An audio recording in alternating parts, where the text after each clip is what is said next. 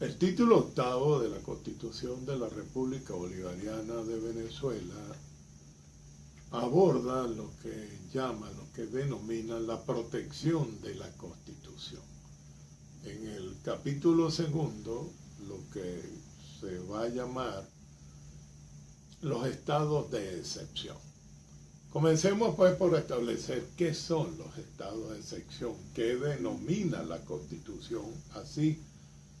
Y es bueno hacer referencia al artículo 337 de la susodicha, que apunta: el presidente o presidenta de la República, en Consejo de Ministros, podrá decretar los estados de excepción. Se califican expresamente como tales las circunstancias de orden social, económico, político, natural o ecológico que afecten gravemente la seguridad de la nación, de las instituciones y de los ciudadanos y ciudadanas, a cuyo respecto resultan insuficientes las facultades de las cuales se disponen para hacer frente a tales hechos.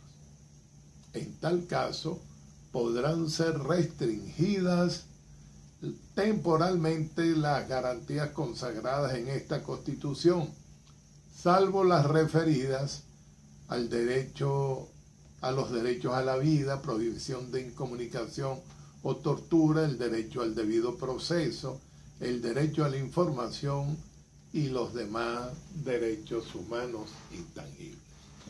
He dado lectura al texto porque de él se infieren, y vamos a metodológicamente trabajar así, una serie de derivaciones y de significativas observaciones que hemos de levantar.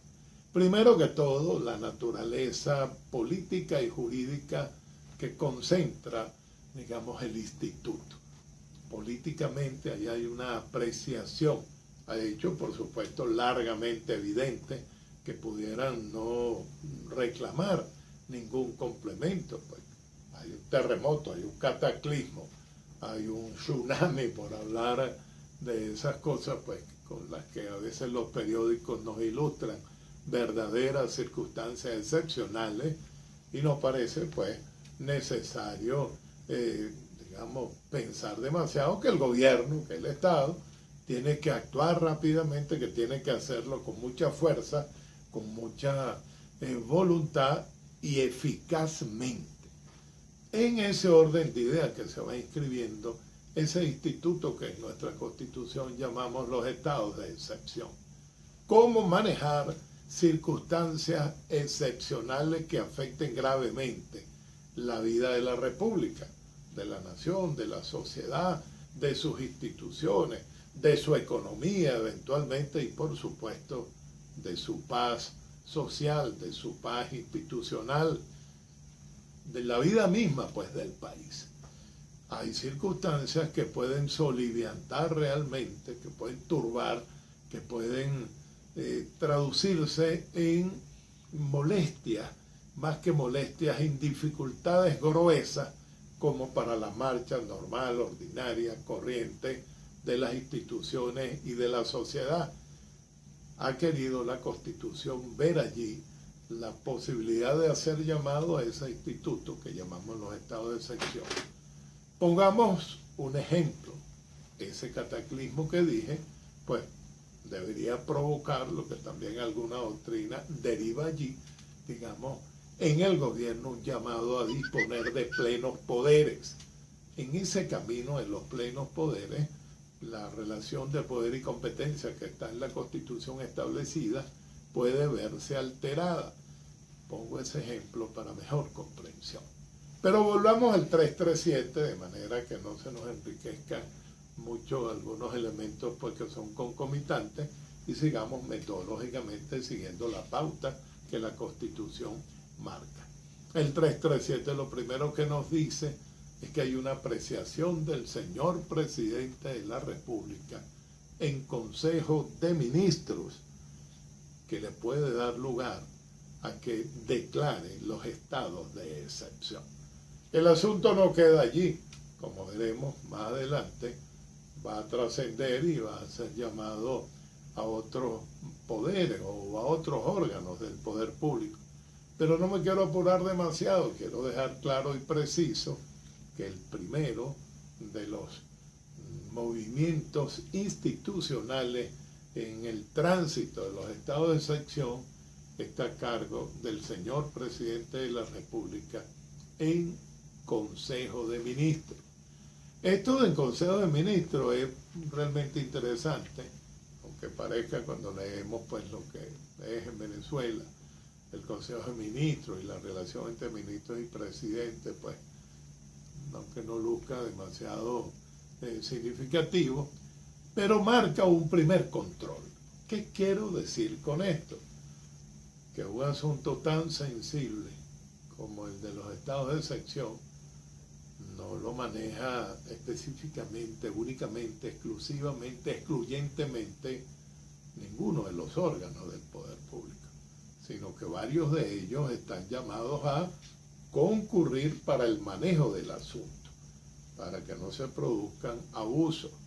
La historia de Venezuela, el tema de las garantías y la suspensión de las garantías, es bien sabido, no nos extenderemos mucho, pero pudiéramos recordar episodios muy lamentables en los que el poder ha actuado más allá de lo que puede relevar la sobriedad y la serenidad con la cual se administra un poder que pertenece al pueblo, que no es de nadie en particular, sino del pueblo, pero que ha sido por un ejercicio soberano de elección, digamos, delegado en alguna forma a algunos órganos del poder público para que actúen en su nombre y provecho. Es bueno también recordar a Carl Lowenstein, en Teoría de la Constitución, que establece una serie de controles que hacen posible que la actuación del poder se vea sujetada a mecanismos que cuiden su legitimidad y su regularidad. Y Lowenstein nos diría allí que ese primer elemento que está presente, de acuerdo al cual el presidente decreta los estados de excepción en Consejo de Ministros, tendría que verse como un control del tipo intraórgano, un control horizontal del tipo intraórgano, porque se produce dentro del cuerpo del Poder Ejecutivo. Importante pues que tengamos eso en cuenta. Pero el señor presidente de la República en Consejo de Ministros decreta pues esos estados de excepción para abordar circunstancias excepcionales que ordinariamente no podrían manejarse, digamos, con el instrumental del que se dispone. Si hacemos un poco una lectura trayendo a nuestros comentarios a la doctrina, recordaremos al danés Timpen, Herbert Timpen, quien, por cierto, nos habla de los plenos poderes. Hace un rato hice una mención para decidir cómo abordar, cómo atender la contingencia. Y es allí donde vamos a ver la naturaleza de los estados de excepción. El gobierno tiene que afrontarlos. El gobierno eventualmente tiene que tomar decisiones en los que pueden no cumplir extremos legales, pero el principio de los estados de excepción es aquel que releva de aquel aforismo latino tan importante: necesitas legem non habet. Estamos en medio de una circunstancia excepcional, estamos en el medio de estados de necesidad y no podemos detenernos pues simplemente en el cumplimiento de una normativa, sino que tenemos que acometer, digamos, las acciones necesarias para regularizar los términos en los que esa contingencia puede afectar, puede turbar, puede comprometer la marcha ordinaria y, cuidado, eventualmente pues la integridad física, la integridad material, la integridad espiritual de los conciudadanos.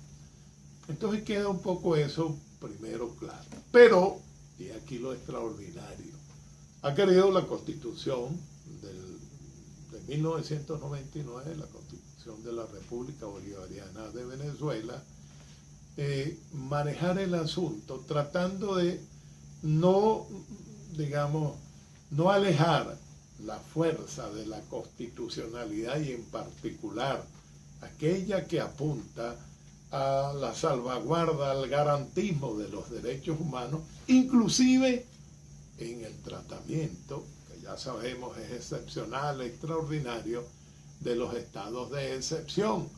Vale decir, en ningún caso podrá comprometerse garantías tales como el derecho a la vida, la prohibición de incomunicación o tortura, el derecho al debido proceso, el derecho a la información y los llamados demás derechos humanos intangibles. Esto lo vamos a ver de seguida cuando leemos la glosa, el comentario del artículo 338, representa y constituye pues una apuesta gruesa que hizo el constituyente para ensayar de mantener en sus cabales constitucionales al gobierno cuando aborda y actúa frente a situaciones de emergencia o situaciones circunstanciales, digamos, extraordinarias.